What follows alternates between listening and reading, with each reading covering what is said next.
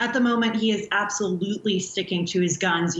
Yesterday releasing this montage video of him kissing and hugging a number of public officials and private officials, including President Biden, essentially saying that he's just an affectionate guy in general. However, this report by his own attorney general really details a lot of the offensive comments he allegedly made, including that of forcibly touching someone, members of staff and a state trooper, which is actually illegal under New York state law. So the pressure is definitely mounting. However, Governor Cuomo is someone who is known to really fight towards the end. He's very stubborn.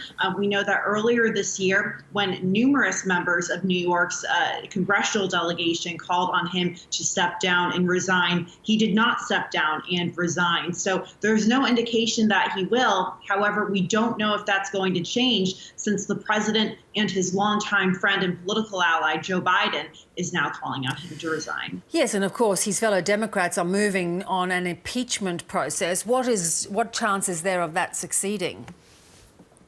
There's a pretty good chance of it succeeding. You are hearing from a growing member of state lawmakers in New York that they would be willing to move forward on this impeachment process. And there's already some bad blood, I would say, between New York state lawmakers, Democratic lawmakers in New York state, and the governor. The governor is very much known for being a bit of a bully in New York state politics, and you've seen a lot of Democrats in the assembly really come out and speak out against him. So he's done himself no favors, including, in building a lot of these political allies and friends among the assembly members. So it's not looking great for him in that regard. And also there's suggestions of criminal and even civil charges. Now, if he faced a criminal charge, surely his position would be untenable.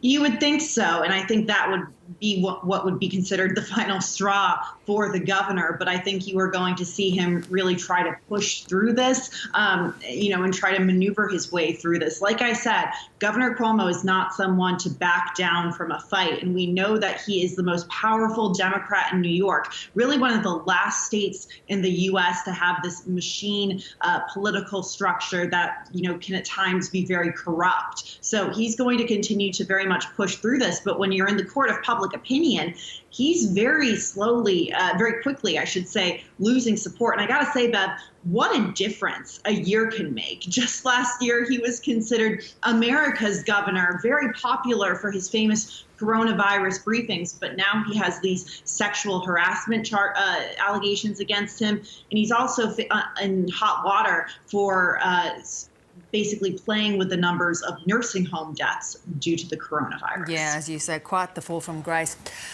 Julia, it's just been heartbreaking to see the fact that 4 police officers that were caught up in the Capitol riot on January the 6th have committed suicide.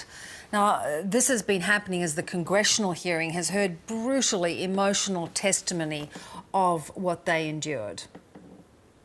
Absolutely. We saw that a 4th officer committed suicide last week or earlier this week, an officer that was involved in the January 6th attack on the Capitol. He was obviously defending the Capitol. But I think what this really shows is that the impact and the effect of that attack is still very much haunting those who defended that building on that day earlier this year. And that testimony we listened to last week from those 4 other officers was absolutely heartbreaking. We had one officer detail that he was called a racial slur while he was in uniform defending the Capitol building that day earlier this year. And then we heard another officer received a threatening voicemail message while he was giving his testimony in front of the special January 6th panel in the House. So very heartbreaking, but I think it shows that this attention on the January 6th panel in the news media, the coverage, and also the criticism coming at these officers who are simply doing their job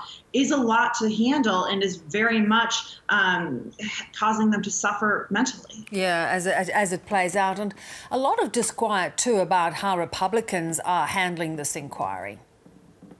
It's very ironic because the Republican Party is traditionally seen as the party that is more apt to back the blue, back the police officers in the United States, very supportive and vocally supportive of police officers. And while you have a lot of Republicans on Capitol Hill and elsewhere who are very supportive and who have voiced their support for the job those officers did that day on January 6th, you have a number of Republicans that seem to be backing away from defending them. You know, in June, 21 House Republicans voted against awarding them a medal of some sort to honor them for their service that day. They said they didn't like the language in that bill that said insurrection and such.